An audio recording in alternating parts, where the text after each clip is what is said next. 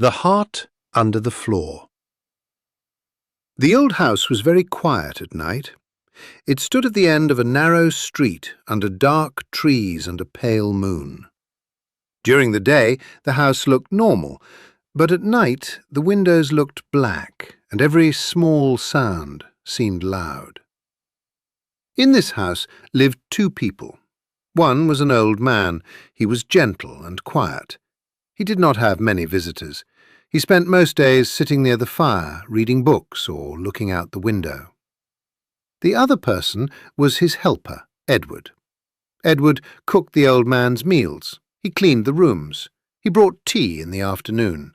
He helped the old man walk up and down the stairs. To other people, Edward looked polite and calm, but inside, Edward was not calm. He often felt nervous. He heard small sounds that other people did not hear. He noticed tiny movements in the curtains, the floor, and the walls. At night, he lay in bed and listened to the house. A clock ticked, a chair creaked, a mouse moved behind the wall. Edward heard everything. But there was one thing that troubled him most. It was the old man's strange eye. The old man had one pale blue eye. It was cloudy and cold-looking. The old man was kind, but the eye frightened Edward. Edward told himself, "I do not hate the old man. He has never hurt me. He has never spoken badly to me." That was true. The old man was good to him. But whenever the old man looked at Edward with that pale eye, Edward felt cold inside. One morning, the old man looked up from his book. "Edward," he said, "are you well?" Edward smiled quickly. "Yes, sir, I am very well." "You look tired," the old man said. "I did not sleep much," Edward said.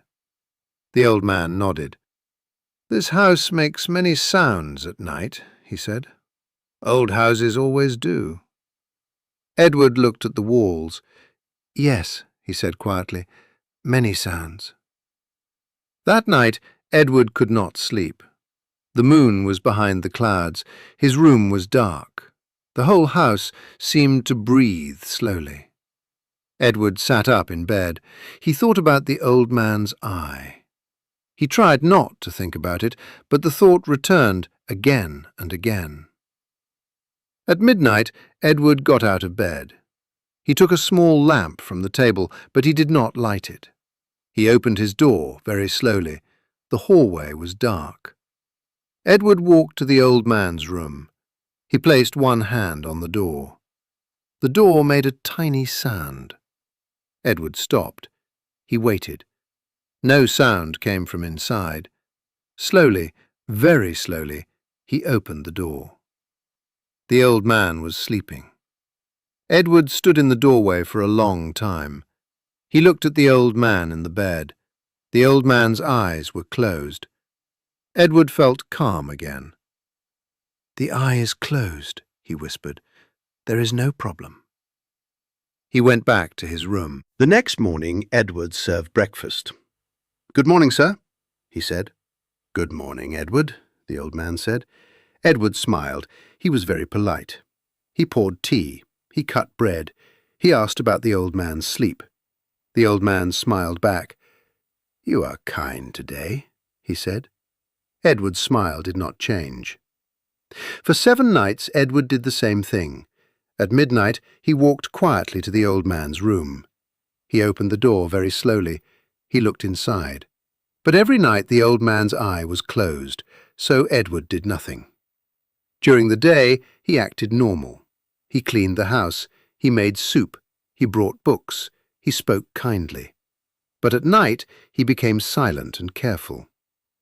On the 8th night, the house was darker than before. Clouds covered the moon. The wind moved slowly around the house. The trees scratched softly at the windows. Edward walked down the hall. He reached the old man's door. He opened it slowly. But this time, his finger slipped on the lamp. There was a small click. The old man sat up in bed. "Who is there?" he called. Edward did not move. The room was completely dark. The old man listened. Edward listened too. Neither person spoke. For 1 long hour, Edward stood still in the darkness. Then he heard it, a soft sound. It was not the wind. It was not the clock. It was the old man's frightened breathing. Edward knew the old man was awake. Then Edward opened the lamp just a little. A thin line of light crossed the room. It fell directly on the old man's open eye. The pale blue eyes stared into the darkness. Edward felt cold anger rise in him.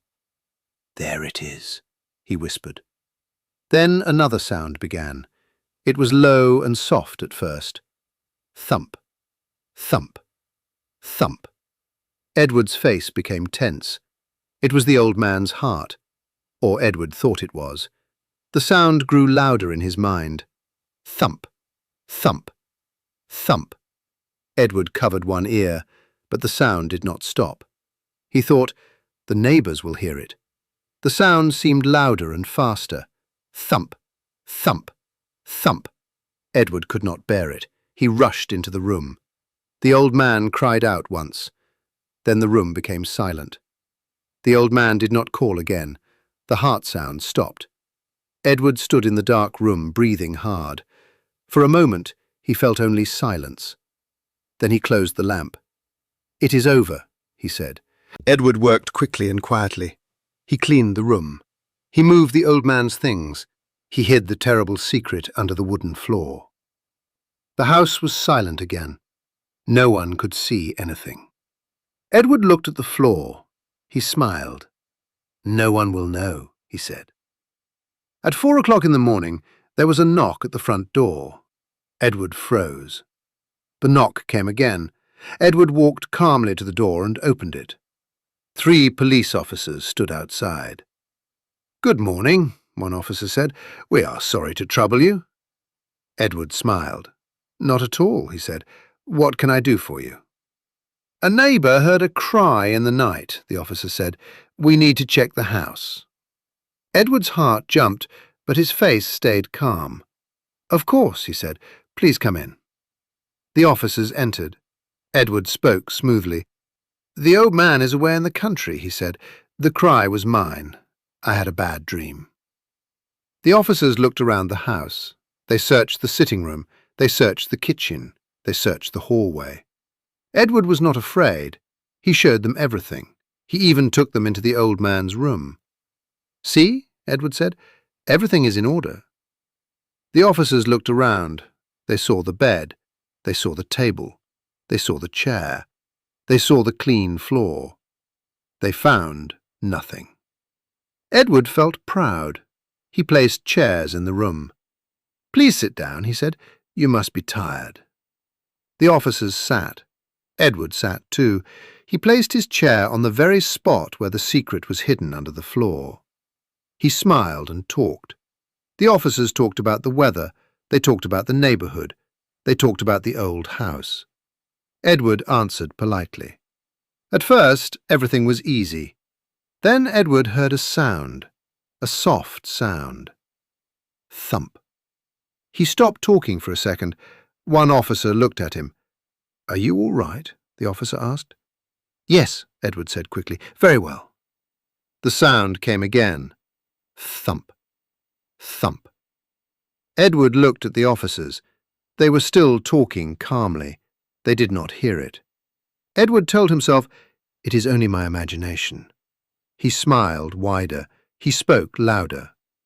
But the sound continued. Thump. Thump. Thump. Edward moved in his chair. The officers kept talking. The sound grew louder. Edward laughed too loudly. One officer looked at him strangely. Edward felt hot. He looked at the floor. Thump. Thump. Thump. The sound was now everywhere. It was in the room. It was in the walls. It was in his head. Edward thought, "They hear it. They must hear it. They are pretending not to hear it." The officers smiled and talked. Edward could not stand it. He stood up. "Enough!" he shouted. The officers jumped from their chairs. Edward pointed at the floor. "It is there," he cried, "under the floor. I did it. The sound is coming from there." The room became silent. The officers looked at Edward. Then they looked at the floor. Edward covered his face with his hands. At last, the house was truly quiet. Did you enjoy this story? Be sure to like and subscribe for more fun stories.